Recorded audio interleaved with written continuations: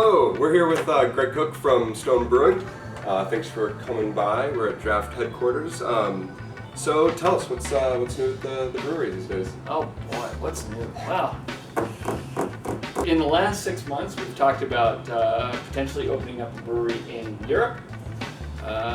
We just moved into our brand new warehouse, which is an additional 57,000 square feet. Wow. Yeah, 57,000. That's a lot. With a 23,000 square foot cold box. It's, not the sexy end of our business, but I had to mention 23,000 square foot cold box. I don't know. Makes a difference. Maybe to me, I'm a geek. That's cool. Going back to this expansion into Europe, is it London specifically or England? We have not identified any countries. Okay. So what we did is, just before Christmas, we announced via a little online video that we did, Steve and I, that we're officially looking in Europe for a place to operate a brewery. We're putting out an RFP, a request for proposal. It will be all the information about what Stone Brewing is, about what we've accomplished, etc., for municipalities, cities, countries in Europe to then look at it and say, ooh, we should have these guys come to our locale. Do you have an idea in terms of size that you're looking for, the operation over there? Or? We're keeping it pretty open just to find out what might be thrown our way as far as ideas. But I can tell you that we're not looking to go and plop down a big production. We're looking to start small, like we did here originally, and grow naturally, organically, like we did here in the U.S. Very cool. Now, in your kind of dream world, do you have a favorite location that you'd like to see yourself in? In my dream world, okay, it's palm trees, waving, beer, and listen, lilting cool music in the background. And I'm already drinking beer, by the way. Speaking of which, we are in your offices here at Draft Magazine. Oh yeah, there they are. I was just about to give you flack for not having any beer around right now, and it's right in front of me.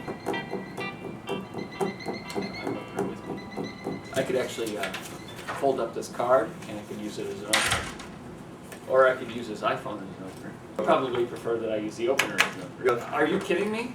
Well, you haven't sent us any Stone openers. It's this Great Divide, a respected brewery that I personally like quite a bit, and so I have no problem whatsoever. This is the Stone. Self-righteous. Yeah, that's what it is. The Stone Sublimely Self-Righteous Ale. This is big news. As of March 2010, full-time production beer for us. We are very excited. Periodically, sort of, we fit it into our brewing schedule as we could.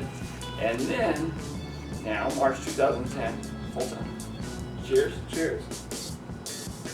So, this is the style of a black double IPA. This is not the first one, but as a beer writer recently said, it's one of the ones that helped popularize the style. You get that big hoppy note just right up front. Just that big, what you would expect from a double IPA, especially a West Coast, especially a San Diego style double IPA.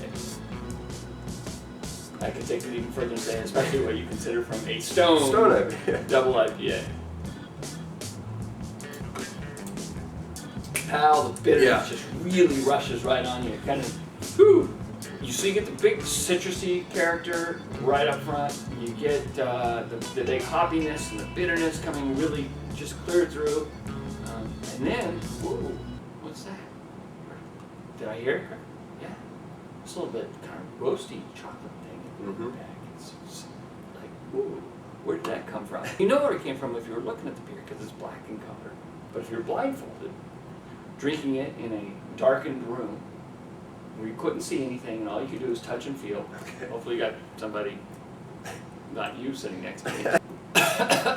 Where was I going? So if you were drinking this without using your eyes, you would be fooled, probably. So tell me a little bit more about the black IPAs. Do you see those catching on in style throughout the industry? It's been near instantaneous.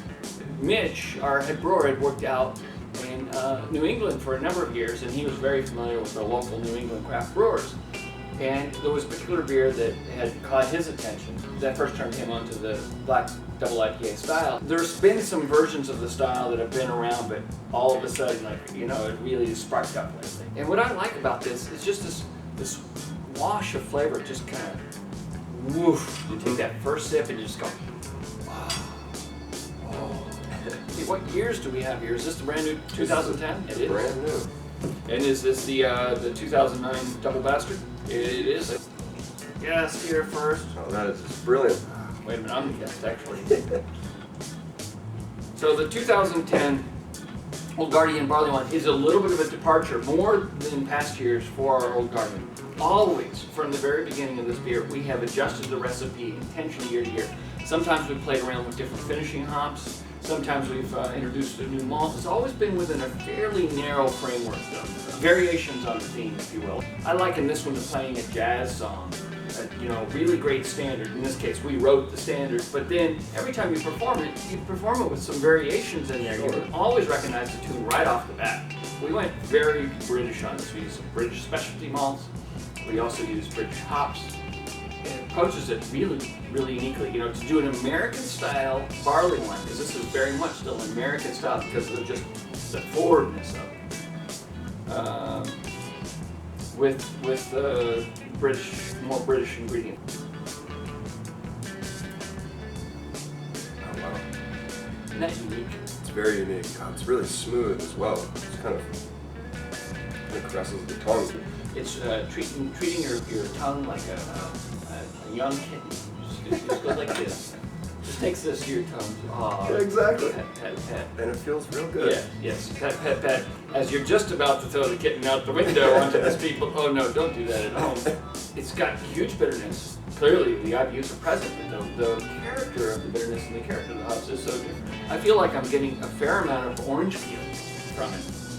But it's this tangy, citrusy, but a fair amount of bitterness that goes along with it. Definitely not a lot of hotness, but you can certainly feel it in your chest as you're drinking this.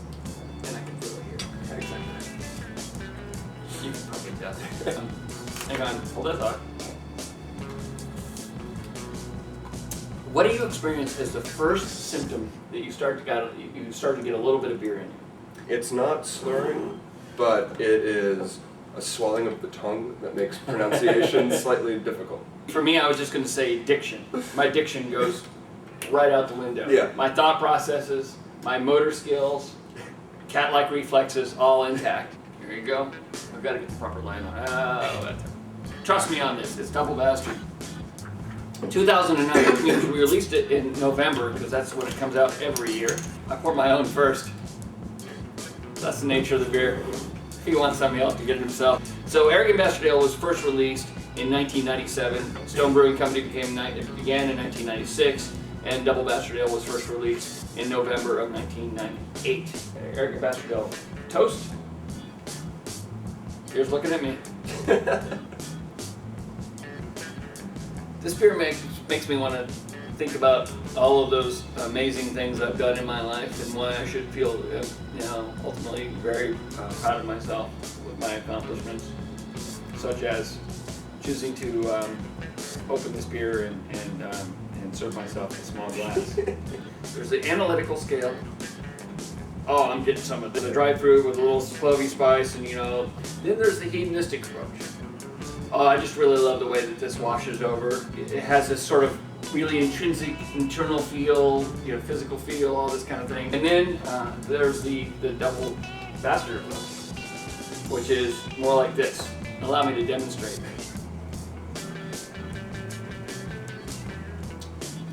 Fuck yeah. I'm gonna pour myself a little bit more. Yeah. And I said we turn this thing off and finish these beers. Okay. Greg, pleasure having you come by. Likewise. Appreciate it. It's good to be here. Send this guy your emails of praise and stories of drinking stuff. Accolades, praise, just basically admiring things. I was really about to say something inappropriate, but I'm not quite there yet. Maybe after a few more drinks. But I'm out of here.